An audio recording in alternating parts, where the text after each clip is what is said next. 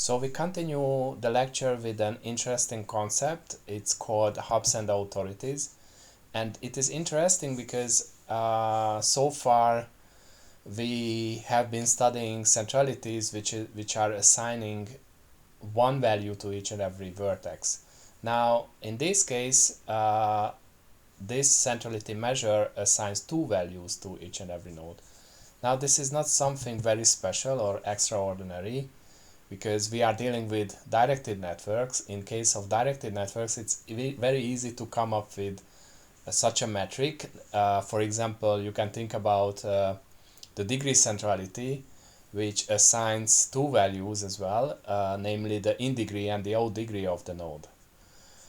But the centrality which we are studying right now, hubs and authorities, they are dealing with certain eigenvectors. Okay, so they are in the line of PageRank, cut centrality, and the eigenvector centrality, which we studied earlier.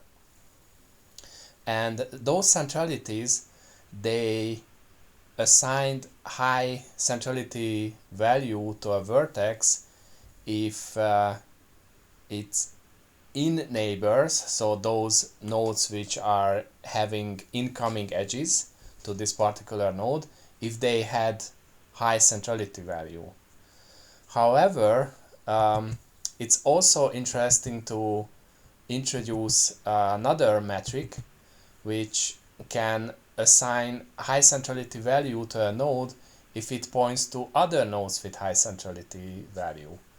So a motivational example could be a survey article on a particular topic, which of course usually a very important article, I mean the survey article itself. But it's also important because it contains references to maybe the most important or the most relevant papers in that particular field, which are themselves are important. Okay, so in this way we are introducing the two definitions, authorities and hubs. So of course authorities are the nodes which are containing useful information, and hubs are the nodes which are telling us where the best authorities can be found. And of course a node can be both, right? And the whole thing, as we said at the beginning, makes sense only for directed networks. So in the next slide, let's see how this concept can be calculated.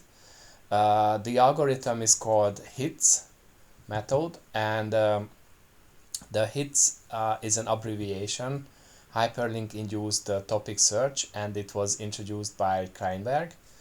And you can see here the two equations to calculate the authority of nodes, which are going to be collected in this x vector, and the y vector is corresponding to the hub score of the nodes. And let's see the next slide where we are explaining these two equations. Okay, so you can see that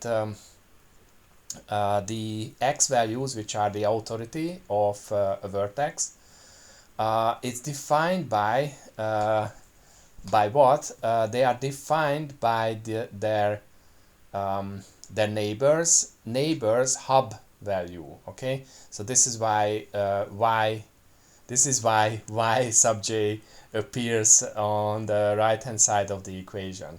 Okay, and according to the formula, what matters are the hub values of a node's incoming edges, or well, not the edges of course, but the in neighbors. Okay, the in neighbors hub value, what is taken into account. And the hub centrality, denoted by y sub I, is defined by the neighbors, the out neighbors of a node, and their authority index. Okay, now this alpha and beta, they are just normalization factors, so we don't have to be dealing with them at this level. Okay. Checking the next slide, it turns out that we can write this into a matrix vector format, and you can see the two equations here. Okay, and what makes this difficult in some sense is that we have two equations with two variables, let's say, but unfortunately in one equation x and y appears, and in the second equation y and x appears. Okay, but we can of course rearrange this. It's not detailed here, you can work it out yourself. We can rearrange these two equations into these two equations shown here, in which you can see now that in one equation we have only one variable. So in the first one it's x only, which was the authority index, and in the second one it's y, which is the hub index. And now if you look it closer, then you can see that this equation, so these equations, okay, but let's see the first one. Now you can see that this matrix here, which is a multiplication of two matrices, now we are considering the eigenvector equation of this matrix, okay, this multiplication matrix. And in the second equation, now we are considering the A transpose A, which is again just one matrix, okay, but we know that it's a multiplication of two matrices, and this is exactly an eigenvector, sorry, well, we can call it also eigenvalue equation. So eigenvalue, eigenvector equation. And the third one is just a technical note that once we have the x solution, x, then we can calculate y from there. So again, what we got is an eigenvalue, eigenvector problem. And the solution, mathematically, the solution we are looking for are the eigenvectors corresponding to the largest eigenvalue of these two equations. And it can be shown that the largest eigenvalue of these two matrices, these two multiplication matrices, are the same.